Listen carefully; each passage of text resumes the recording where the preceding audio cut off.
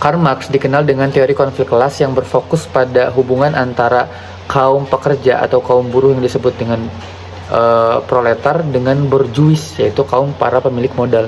Nah, menurut Marx, struktur ekonomi suatu masyarakat itu menentukan superstruktur, yaitu sistem politik, budaya, termasuk pendidikan. Nah, artinya pendidikan itu bukanlah sesuatu yang netral. Dalam pandangan Marx, pendidikan sering digunakan oleh kelas penguasa atau kaum penguasa untuk mempertahankan kekuasaan dan melanggengkan ideologi kapitalismenya. Nah, misalnya kayak sekolah mengajarkan nilai-nilai seperti disiplin, taat aturan, dan kompetisi yang sebenarnya itu sangat cocok dengan sistem kerja kapitalis.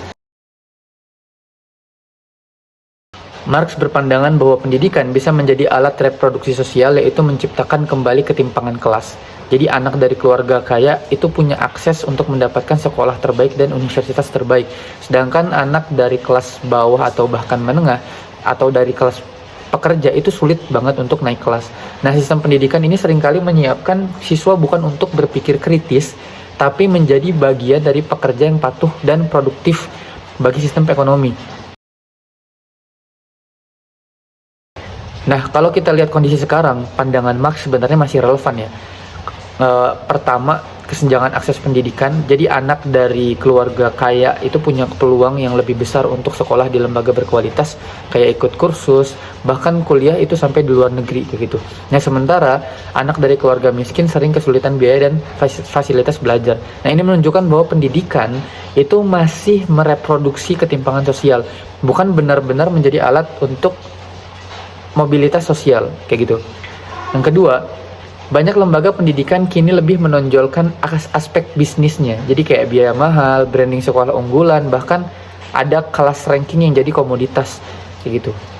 Nah, ini menggambarkan bahwa bagaimana pendidikan ini menjadi bagian dari sistem kapitalis yang dikhawatirkan dari dulu oleh Karl Marx. Nah, yang ketiga, pendidikan dan dunia kerja. Sekolah dan universitas itu seringkali menyiapkan siswa untuk menjadi pekerja, employee, bukan pencipta atau creator. Nah, sejalan dengan kritik Marx bahwa sistem pendidikan itu cenderung melatih kepatuhan dan produktivitas sesuai dengan kebutuhan pasar tenaga kerja kita, yang itu sangat cocok dengan sistem kapitalis tanpa membebaskan manusia. Dan yang terakhir adalah kurangnya pendidikan kritis.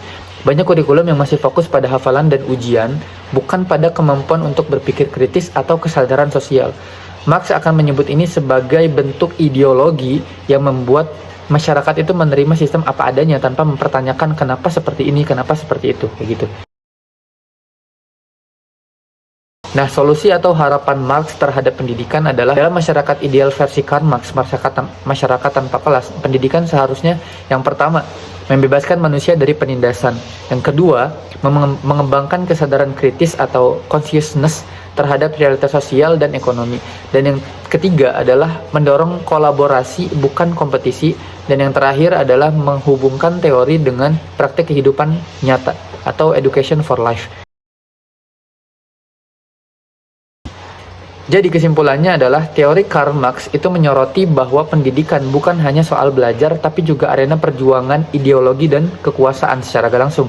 Di zaman sekarang, relevansinya terlihat sangat jelas, kayak ketimpangan akses yang telah saya jelaskan tadi, komersialisasi pendidikan, dan orientasi pasar kerja yang menunjukkan bahwa sistem pendidikan masih terjebak dalam logika kapitalisme atau sistem yang sangat kotor. Namun jika pendidikan itu diarahkan untuk menumbuhkan kesadaran kritis, empati sosial, dan semangat yang kolaboratif, maka ia bisa menjadi alat pembebasan bukan alat penindasan. Jadi mungkin sekian video kali ini tentang teori Karl Marx dan relevansinya dengan pendidikan zaman sekarang.